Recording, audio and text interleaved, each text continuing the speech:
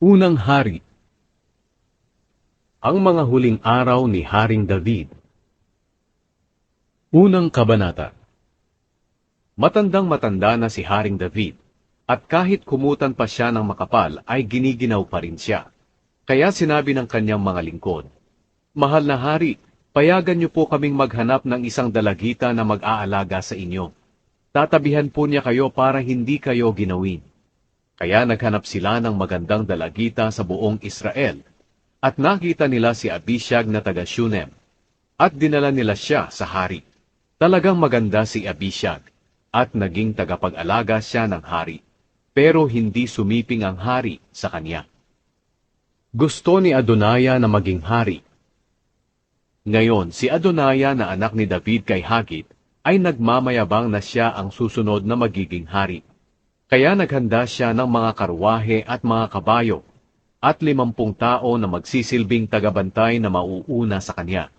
Hindi siya kailanman pinakialaman ng kanyang ama na si David, at hindi sinaway sa kanyang mga ginagawa. Napakagwapong lalaki ni Adonaya, at ipinanganak siyang kasunod ni Absalom. Nakipag-usap siya kay Joab na anak ni Zeruya, at sa paring si Abiatar, tungkol sa balak niyang maging hari. At pumayag ang dalawa na tumulong sa kanya. Ngunit hindi pumanig sa kanya ang paring si Zadok at ang propetang si Natan, pati si Benaya na anak ni Jehoiada, gayon din sina Simei at Rei, at ang magigiting na bantay ni David. Isang araw, pumunta si Adonaya sa bato ng Sohelet malapit sa Enrogel, at naghandog siya roon ng mga tupa, mga baka, at mga pinatabang guya. Inimbitan niya ang halos lahat ng kapatid niyang lalaki kay David, at ang halos lahat ng pinuno ng Huda. Pero hindi niya inimbita ang propetang si Natan, si Benaya, ang magigiting na bantay ng hari, at si Solomon na kanyang kapatid.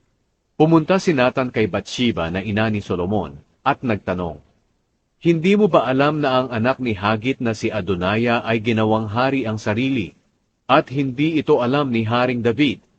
Kung gusto mong maligtas ang buhay mo at ang buhay ng anak mong si Solomon, sundin mo ang payo ko.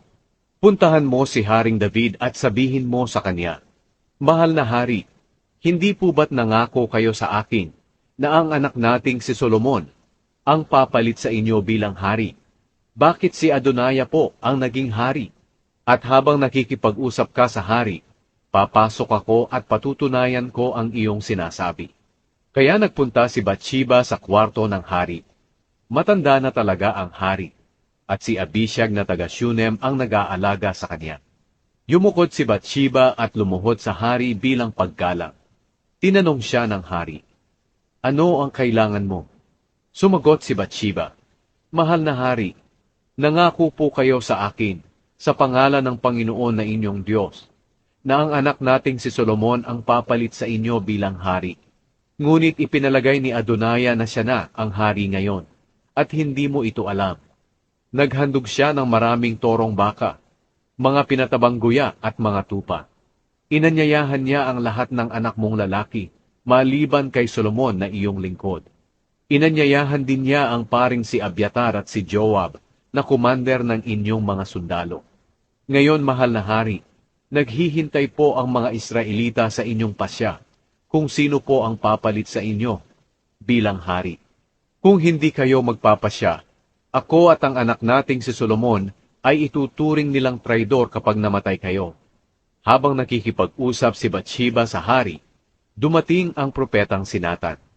Pumunta sa silid ng hari ang kanyang lingkod at sinabi na dumating si Natan at nais siyang makausap. Kaya ipinatawag siya ng hari. Pagpasok ni Natan, nagpatira pa siya sa hari bilang paggalang, at sinabi, "Mahal na hari, sinabi po ba ninyong si Adonaya ang siyang papalit sa inyo bilang hari?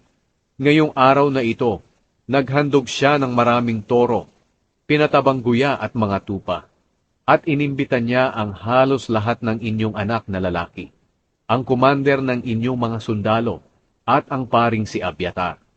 Ngayoy kumakain at nagiinuman sila at nagsasabi, 'Mabuhay si Haring Adonaya!' Pero ako na inyong lingkod ay hindi niya inimbita. Pati na rin ang paring si Zadok, si Benaya na anak ni Jehoiada, at si Solomon na inyong lingkod. Ito po ba ang pasya ninyo, mahal na hari, na hindi nyo na ipinaalam sa amin kung sino ang papalit sa inyo bilang hari? Hinirang ni David si Solomon bilang hari. Sinabi ni Haring David, sabihan mo si Batsheba na pumunta rito. Kaya pumunta si Batsheba sa hari. Pagkatapos, sumumpa si Haring David. Sumusumpa ako sa buhay na Panginoon, na nagligtas sa akin sa lahat ng kapahamakan. Natutuparin ko ngayon ang pangako ko sa iyo sa pangalan ng Panginoon, ang Diyos ng Israel, na si Solomon na ating anak ang siyang papalit sa akin bilang hari. Yumukod agad si Batsheba bilang paggalang at sinabi, mabuhay kayo magpakailanman, mahal na Haring David. Sinabi ni Haring David, papuntahin dito ang paring si Zadok, ang propetang si Nathan, at si Benaya na anak ni Jehoiada. Kaya pumunta sila sa hari.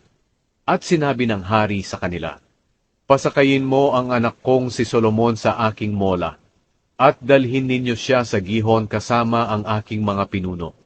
Pagdating ninyo doon, kayo Zadok at Nathan, pahiran ninyo ng langis ang ulo ni Solomon, para ipakita na siya ang pinili kong maging hari ng Israel. Pagkatapos patunugin niyo ang trompeta at isigaw, mabuhay si Haring Solomon. Pagkatapos samahan niyo siya pabalik dito. Uupo siya sa aking trono at papalit sa akin bilang hari. Siya ang pinili ko na mamamahala sa buong Israel at Huda. Sumagot si Benaya na anak ni Jehoiada, gagawin po namin iyan. Mahal na hari, naway ang Panginoon na inyong Diyos ang magpatunay nito.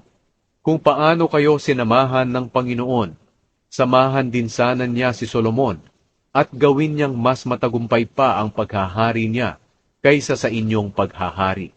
Kaya lumakad na ang paring si Zadok, ang propetang si Nathan, si Benaya na anak ni Jehoiada, at ang mga personal na tagapagbantay ni David na mga Kereteo at Peleteo. Pinasakay nila si Solomon sa mola ni Haring David at dinala sa gihon. Pagdating nila roon, kinuha ni Zadok sa banal na tolda ang langis na nasa loob ng sisidlang sungay, at pinahiran niya si Solomon sa ulo. Pinatunog nila ang trompeta at sumigaw silang lahat, mabuhay si Haring Solomon! Inihatid si Haring Solomon ng mga tao pauwi sa Jerusalem, na nagkakasayahan at tumutugtog ng mga plauta. Nayanig ang lupa sa ingay nila. Narinig ito ni Adonaya at ng kanyang mga bisita nang malapit na silang matapos sa kanilang handaan. Nang marinig ni Joab ang tunog ng trumpeta, nagtanong siya, ano ba ang nangyayari? Bakit masyadong maingay sa lungsod? Habang nagsasalita siya, dumating si Jonathan na anak ng paring si Abiatar. Sinabi ni Adonaya, pumasok ka dahil mabuti kang tao, at tiyak kong may dala kang magandang balita. Sumagot si Jonathan, hindi ito magandang balita, dahil ginawang hari ni Haring David, si Solomon. Pinapunta niya ito sa gihon kasama ang paring si Zadok, ang propetang si Nathan, si Benaya na anak ni Jehoiada, at ang kanyang mga personal na tagapagbantay ng mga Kereteo at Peleteo. Pinasakay pa nila si Solomon sa mola ng hari. Pagdating nila sa gihon, pinahiran siya ng langis ni Zadok at Nathan, para ipakitang siya ang piniling hari. Kababalik lang nila, kaya nga nagkakasayahan ng mga tao sa lungsod. Iyan ang mga ingay na inyong naririnig. At ngayon si Solomon na ang nakaupo sa trono bilang hari. Pumunta rin kay Haring David ang mga pinuno niya para parangalan siya. Sinabi nila, gawin sanang mas tanyag ng inyong Diyos si Solomon kaysa sa inyo, at gawin sana niyang mas matagumpay pa ang paghahari niya kaysa sa inyo. Yumukod agad si David sa kanyang higaan para sumamba sa Panginoon. At sinabi, purihin ang Panginoon, ang Diyos ng Israel. Niloob niya na makita ko sa araw na ito ang papalit sa akin bilang hari. Nang marinig ito ng mga bisita ni Adonaya, tumayo silang takot na takot, at isa-isang umalis. Natakot din si Adonaya kay Solomon, kaya pumunta siya sa tolda na sinasambahan, at humawak sa parang mga sungay na bahagi ng altar. May nagsabi kay Solomon, Natakot sa inyo si Adonaya, at ngayon nakahawak siya sa parang mga sungay na bahagi ng altar. Hinihiling niya na sumumpa kayong hindi niyo siya papatayin. Sinabi ni Solomon, kung mananatili siyang tapat sa akin, hindi siya mapapahamak. Pero kung magtatraidor siya, mamamatay siya. Pagkatapos, ipinakuha ni Haring Solomon si Adonaya roon sa altar, at pagdating ni Adonaya, yumukod siya kay Haring Solomon bilang paggalang. Sinabi ni Solomon sa kanya, umuwi ka na,